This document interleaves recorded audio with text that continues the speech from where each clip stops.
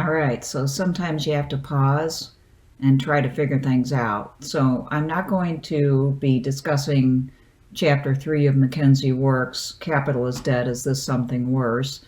Because I need to straighten out what a few things mean, especially terms that Wark uses that are borrowed from Marx.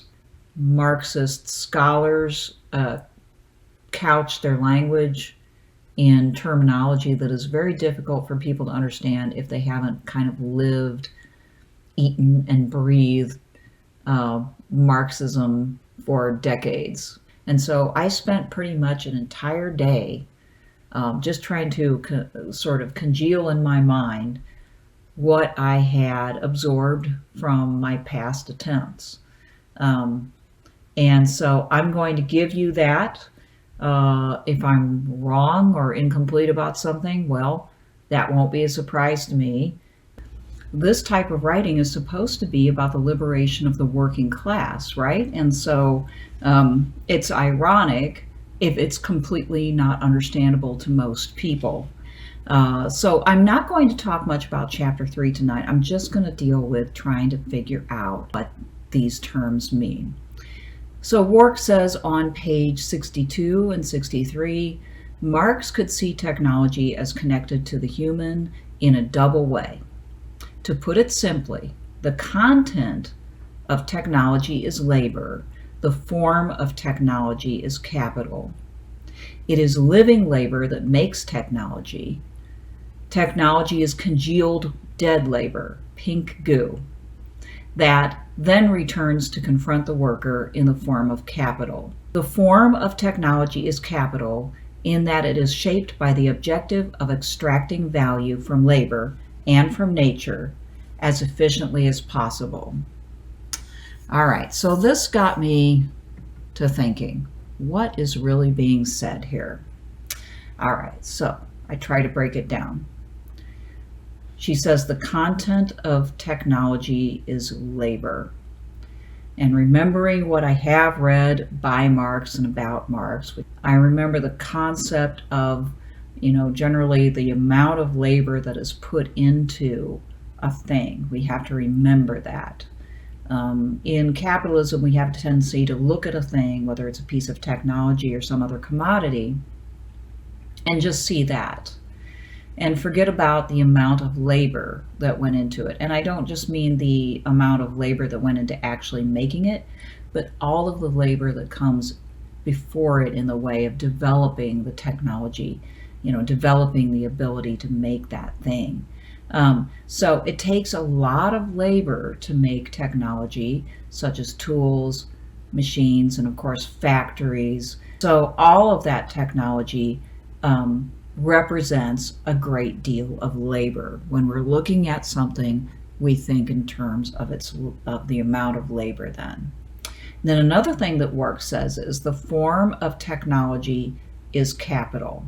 Okay, so the content of technology is labor, but the form of technology is capital. Capital, she says, is shaped by the objective of extracting value from labor and from nature as efficiently as possible. So why does the capitalist invest in technology? In order to extract value from labor. Okay? And capital includes both technology and accumulated wealth in the form of money in your bank account. But when we speak of capital, generally, let's think in terms of capital as the technology needed to produce the things. Okay? We have to keep this in mind. This is, I think, a crucial distinction. Dead labor as opposed to living labor.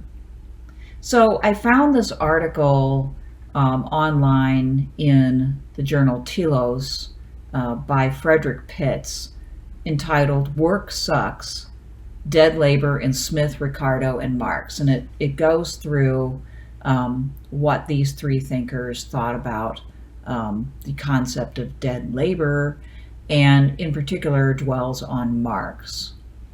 I'll put a note to it in the notes below. So Pitt says of dead labor, capital consists of a social relation whereby dead objectified labor exerts dominion over its living counterpart, increasing the proportion of the former accumulated in the hands of capitalists by intensifying and extending the exploitation of the worker. In this way, the past rules the present and dead labor rules the living. That is a different way of looking at things, is it not? But yet, well, it's mind expanding, basically. It's true. It's not the way we usually think of things, right? That, in fact, in the capitalist system, the dead labor, which is the technology, which is now being used by current labor to produce things, it directs and controls how the current labor is done, okay? And in fact, more than that, it directs and controls how much labor is done and what kind of labor is done. There's this concept of fetishization in Marxist thought that's difficult for people to understand.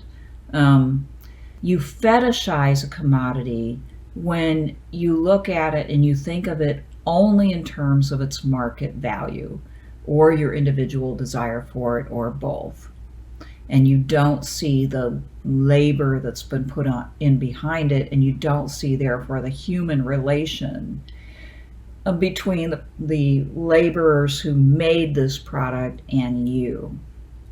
The commodity has become it's become removed from the social relationships in your mind. So in the case of this iPhone, we don't see all of the, say, the miners and the labor that they put in to mine the minerals, and the workers in the factory who put this thing meticulously together, and so on.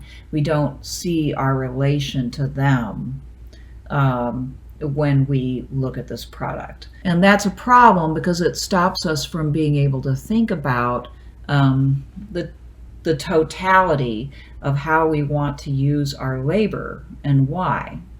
We just think in terms of, oh, you know, it's an iPhone, I want it, and let's see if I can get the best price for it. Here's another quote from Pitts. He says, "It is only by recruiting living labor to serve its needs that dead labor can exert any effect upon the world whatsoever." And so only through the living labor is value assigned to things. Otherwise, if you have a factory without the living labor to move the product from here to there at the very least, and to bring it to the consumer, well, you've got nothing. Okay.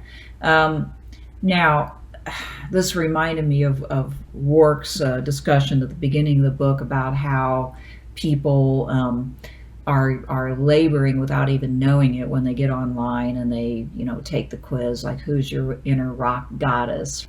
It made me think, are we serving the needs of a gargantuan amount of dead labor for free now, right? Because the technology that's employed to bring us the rock goddess quiz represents a tremendous amount of dead labor. They're, in a sense, extracting value from the rest of us for free in this system. This is probably one of the means by which profit is still derived from the capitalist system at this point in time. Are we serving it as consumers also, is another question that I asked. Has consuming itself become part of our job in keeping the whole thing going? And okay, like, now I've blown my mind. So Wark writes in the same section, "As particular capitalist firms compete with each other, they reach for labor-saving devices to increase output and drive down costs, replacing living labor with dead labor, but in the long run putting the squeeze on profits as surplus value is extracted from exploiting human labor alone." Surplus value is the value that a capitalist gets after he's paid for the technology that he sunk his money into in order to make the product, and the labor that it takes to get the worker to come back for another day. Marx and Wark both say surplus value is extracted from exploiting living human labor alone. Okay, so why just living labor? Why can't you see the technology as enabling the capitalist to make more money or surplus value off of the profit, generated by the machinery? Well, as Pitts points out, the technology by itself cannot generate profit without human labor. And in itself, the technology is sunk costs. It represents sunk costs. And it's constantly depreciating. Okay. The capitalist has to pay for it either all at once or in installments. And as soon as the capitalist puts money into the technology, it is becoming older and it is depreciating. It's becoming older, and that means that there's going to be some new technology that's coming up pretty quick that's going to supersede it, that's going to make things even more efficient. It's going to have to struggle against that. Also, it is being worn down. So the capitalist is having to kind of try to maintain it and keep it up. And it's becoming less valuable to the capitalist all the time. For instance, if he had to sell his factory or whatever it is, he would get less money for that, a year out than he would get 2 days after he purchased it. Okay, so the technology in and of itself really is, from this perspective, not a source of profit. Only if human beings can efficiently and effectively use that technology in order to gain a surplus value can it be done.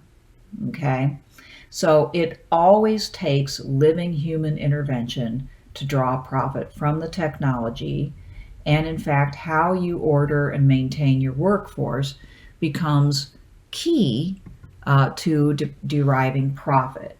Newer technology is needed all the time to compete in the capitalist system, because there are always other capitalists out there that are buying that, or borrowing money to purchase better technology to compete with you. That makes it even more expensive. The fact that you are having to find something to do with old technology. And in a very competitive system, you may not even be able to sell it. All right? So you're going to try to eke out as best you can the value from that technology. But to keep up, you're going to have to get rid of it. And you're going to have to, in effect, destroy some of it and simply move on to better technology, because there's no way that you can extract any more value from it in the form of production or sales. And so that represents, from a more global perspective, a lot of unused dead labor, in effect, a lot of waste. And I think that there's an insight there from the Marxian way of thinking that a capitalist society, because of this treadmill dynamic, wastes a lot of accumulated labor that represents a lot of human effort. All right, so better technology is also continually reducing the workers that are needed and throwing them into lower employment or unemployment. This is also part of the treadmill. In order to compete,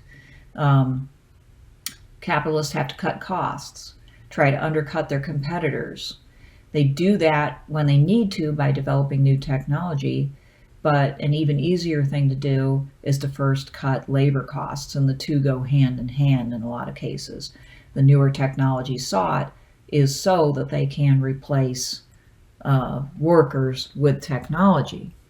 The imperative is always to try to eke out a profit. So that leads to this concept, which has long bedeviled me, of the tendency for the rate of profit to fall. Now, this is a controversial theory. A lot of economists today say that it's wrong, and I don't know if it's right. I'm just trying to figure out what it is, okay? And I think that where I've gotten is that, you take this technology treadmill that I've just spoken of, and the fact that capitalists are always competing with each other and therefore trying to drive down their costs and eke out more profit so they can stay in business. The lower real per capita income that develops as more workers are underemployed or unemployed as a result of this dynamic, and crises of overproduction when the technology enables more production than the consumer force can absorb, partly because of the quantity and partly because of the suppressed income. All of these feed into lower profits over time. Okay, so there is a tendency, according to this theory, for the rate of profit to fall for the capitalists no matter what they do over time, because it's truly an inefficient system. The labor is not being used as effectively as it could. The technology is being jettisoned before it should be.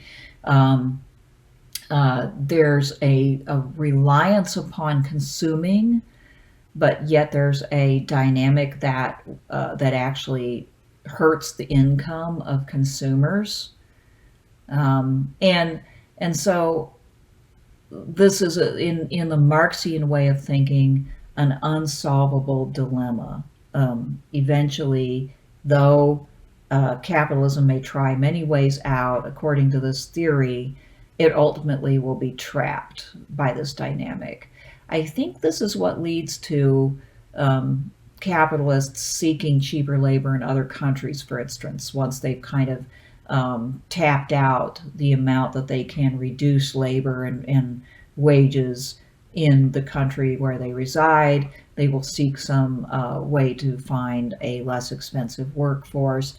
It's why there's a tendency to try to sell less useful things and immaterial things, to sell us basically junk, stuff that nobody needs and that falls apart instantly, or immaterial things in the form of membership, services, information, and of course, ubiquitous, price rises on the basis of packaging and image and marketing and branding. Our economy has gotten into that more and more, where things are valued out of all proportion to their actual usefulness or use value, right? Which is a distinction that Marx develops too. There's use value, and then there's market value, and then there's labor value. Well, the use value of a lot of the stuff that we buy is practically nil. So I guess the Marxist would say this keeps going for a while, but eventually even this becomes untenable. All right, but I'm not even going to get into that. I'm just going to stick with this concept a little bit longer and then call it a day, because this has been really tough sledding. I'm not an economist. Pitts writes very usefully, the increase in the social productivity of labor prompted by the influx of new technology, congealed dead labor, into the production process at once promises the opening of the full potential of capitalist production, while simultaneously belying the destruction of the very foundation upon which it is established and maintained. This, according to Marx, starves capital of the one thing upon which it thrives, living human labor time. If the tendency of capitalism is to reduce labor costs and to make more people underemployed, precariously employed, or unemployed in order to reduce labor costs and maintain market edge, that pretty soon you have lower and lower prices, because that's what it takes to get people to buy the products. Capitalism depends upon people being able to buy things. They can only buy so much, especially if the capitalist tendency is to reduce their wages as much as possible. I think that Wark's book is going to get into the many ways that we have developed technology to create instances of free labor without us knowing it, so that this can continue, and also the ways in which we create much value out of nothing. I hope so, anyway.